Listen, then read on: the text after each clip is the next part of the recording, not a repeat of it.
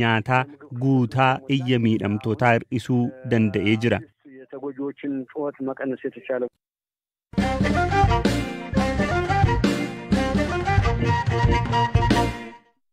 mootummaan Itoophiyaa ibsa gamtaan Awurooppaa waraana kaaba Itoophiyaatti adeemaa jiruun wal qabatee baase balaaleffate.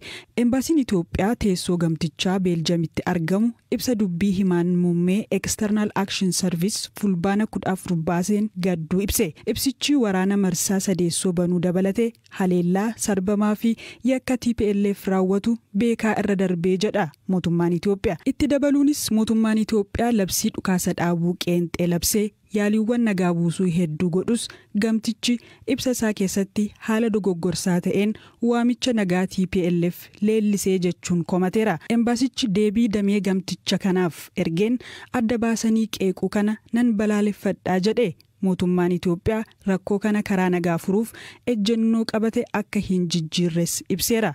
Muummeen External Action Services ibsa roobii baaseen haleellaawwan diroonii kaleessa roobii fulbaana 14 magaala Maqaleetti raawwataman adeemsa marii nageenyaa ni gufachiisuu jedheera. Waamicha dhukaasa dhaabuu fi marii gamtaa Afrikaa irratti hirmaachuu TPLF dhiyeesse tarkaanfii gaarii jechuun simate. Ofii waraanni akka haaraatti deebi'ee hammaate akkamiin xumurama? Dhiibbaan hawaasa idila addunyaa furmaata fiduu danda'a. Dhaabbata biyyoota gamtoomanii keessatti waggoota hedduuf dippiloomatummaan tajaajilaa kan turan ogeessi seeraa obbo Baayisaa Waaqoyyaa yaada isaanii BBCf qodaniiru. Waraanni irra deebi'ee dhalachuu hin mallee jedhu. Galaanaa Balaayitu dubbise. Lolli kun akka kootti ta'uun irra hin turre, ka'uun irra hin jiru. Maaliif lola isa jalqabaa sana keessattiyyuu akkuma jedhe egaa shortage of information jira. Nama du'e ammayyuu gar lamaanuuti hin beeknu. Utuma kun jiru ammoo marsaa lammaffaa kana ammoo jalqabnee jennu lola kana akkuma sana ammas namni dhuma. Namni waa'ee namaa naasa'u, namni du'uun ijoolleen kun du'uun waama noormaali mataa dhufe kun dhukkuba sirrii miti. Hayyee obbo Baayisaa hirmaannaa fi hamileen loltootaa gama lachaniinu jiru akka amma duraa ta'a jettanii yaaddu. Ijoolleen iddoo lamaan kanaatti rikruutii ta'anii dhaqanii lolanii I don't think 100% garaa keessaa itti amananii waan dhaqan natti hin fakkaatu. Especially raawundii kana garuu immoo yoo karaa makalaakaa fudhatte giddiitti jiruu isaati profeshinii isaati lolutu irra jira karaa TPLFs immoo minaan nurraa dhowwee beelaan nu fixaa jira jenoosaayidii irratti fixaa jira jedha isaanis hin kaka'u yeroo sana garuu I don't think 100% enthusiasmiin jira natti hin fakkaatu karaa lamachanuu ta'uun iyyuu irra hin jiru. Hayyee qoodni dhaabbileen idil addunyaa waraana marsaa kanaa keessatti ba'an akka kana duraa ta'a nagaan akka bu'uu gumaachi godhan hagam ta'a.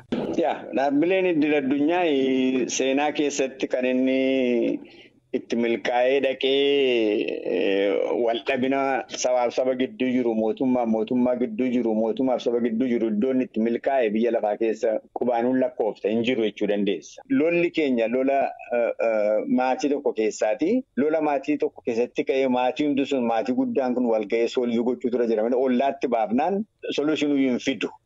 Kan itti kakaasu jira dubbii bal'ataa. Hankeenya kun waan nurra darbee idil addunyaa mayyuu warra kaan wanta keessa gashu hin jiru. Warri wal lolan kun warri konfliktiin paartiin kun utuu lama ta'anii haasa'anii maybe better solutionii gaariitu dhufa ture. Including United Nations saba Itoophiyaa wajjin haasa'u caalaa solutionii fiduu hin danda'an akka ilaalcha kooti. Dhiibbaan warra bakkee kunis immoo akka nama ilaalutti akka marsaa jalqabaa sana miti for many reasons. Obbo Baayisaa tarkaanfiiwwan akkamiitu qaamoleen wal dhaban gara marii nagaatti akka dhufan gargaara? Dhugaadhumatti poolitikaa biyya lafaa jiru keessaati hammatu any conflictii Yukireeniif Raashaa Koongoo keessa jiru iddoo tokkotti na gaafattee deebii tokko si deebisuu hin danda'a. Waa'een Itoophiyaa kun garuu gaaffii kana ta'a kan jiru deebisuudhaaf namatti cima. It's a very complicated setup poolitikaan biyya keenya wanta itti callumattee dhaabdu miti. Maaliifi ammarraatti Tigraay keessatti gaaffii konkiriitii ture. Humanitarian access barbaanna public service dhufee nu restore haa ta'u. Simple. So the answer is humanitarian karaa banii minaan geessi. Fiwiliin madandeessu kennii fi kana achimmoo gaaffii inni kaan dimokiraatik ishuudha akkuma kililii warra kaaniiti. Maaliif akka lolan namaan galuun nan jedhe kana should be solved only peacefully.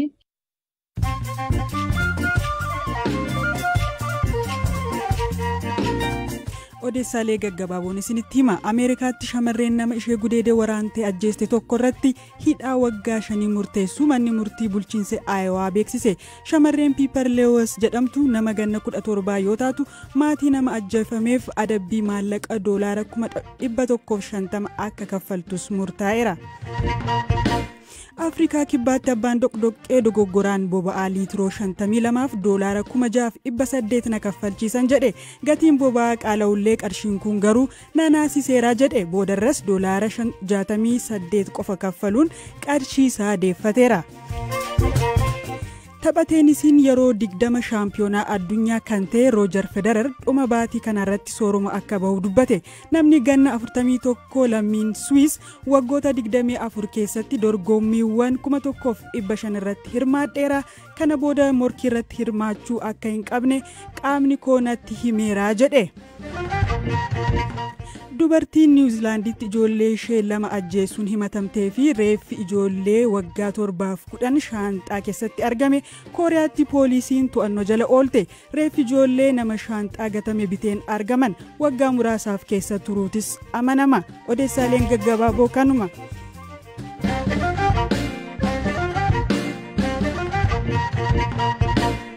Odeessa dhumaan Ministeerri muummee Itoophiyaa Abiy Ahmed badhaasa looreetii faayinaansii Global Islamic kan 2022 kaleessa Jibuutiitti fudhataniiru.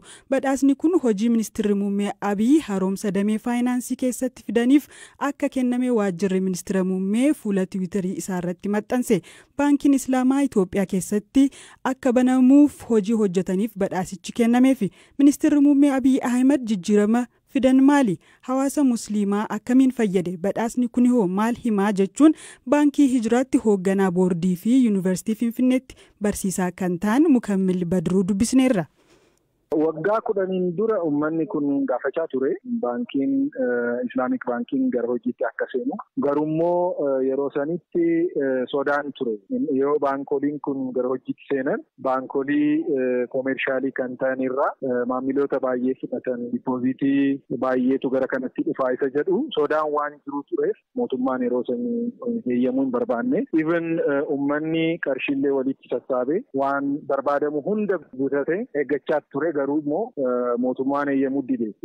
Muummichi gara aangootti ennaa dhufan riskii kana fudhatanii wanti tokko hin uumamu. Baankoliin kun gara hojiitti seenuun isaa uummataaf illee fayyada, biyyaaf illee faayidaa guddaa qaba jedhanii wanti dhorkame san kaasanii kun amma baankoliin gara hojiitti seenaniiru. Akka muummichi jedhanitti baankoliin kun maamiloota isaanii sarviisii adda addaa kennaa jiru malee miidhaa dura sodaatame sanillee hin geessisne jechuudha. Baankoliin kun otoo hin banamiin dura hawaasni musliimaa waan rakkataa ture akka barbaadetti qarshii isaa fayyadamuu rakkataa ture moo maal ture rakkoon baankoliin kun banamuun dura kan ture? Beektaa uummanni musliimni kun seera mataa isaa qaba. Shari'aadhaan bulaa. Shari'aan immoo waan faayinaansii, waan biizinasii kana, waan daldala kana haalli itti deemu seeraa mataa isaa qaba.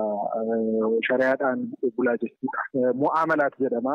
Yeroo uummanni waa bitatu, waa gurguruu fi waan hojjetu haalli itti hojjetu haala dhalarraan bilisa ta'ee akka ta'u ajajaa jechuudha. San waan ta'eef uummanni qarshii isaallee baankii deemee kaawwachuudhaaf qusachuudhaaf illee liqii fudhatee immoo hojii isaa babal'isuuf liqii fudhatee waan isa jiruu keessatti barbaachisu jechuudhaaf rakkachaa ture. Yoo wanta kana godhee shari'aa keessa ba'a jechuudha.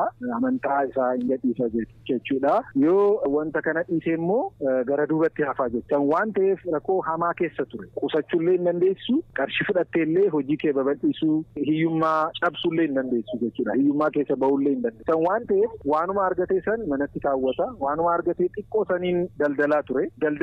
Daldaltoonni biraa immoo baankii waliin hojjetanii isa caalaa deemaa turan. Waan ta'eef amma baankoliin kun gara hojii kennaan dhufan konfidensiidhaan amantaa isaa faallaa hin deemneedhaan qarshiillee quusatee qarshiillee fudhatee hojii isaa babal'isuu hiyyummaa keessa ba'uu waan baay'ee fayyadamuu jalqabeera jechuudha. Ministeerri muummee badhaasa kana gaafa argatan maal isinitti agarsiisa? Waan akeeku qabaa kana booddee hojii hojjettaniif waan agarsiisu qabaa guddaadha moo akkamiin ilaaltu? Nuti waan akka guddaa tokko fudhannaa maaf yoo jette siistamii Islaamiin kun baankiin Islaamaa kun yeroo dhiyootti kan jalqabame yeroo badhaasni kun Itoophiyaa keessatti tajaajilli kun jalqabameera guddachaa jira isa jedhu rikagniishinii kennanii nama kana fideefillee badhaasa kana kennuun isaanii muummicha keenyaatiif akka of fuulduraatiif hojii guddaa akka hojjetan isaan godha hamilee ta'a nuti akka warra baankii kana keessatti hojjetu immoo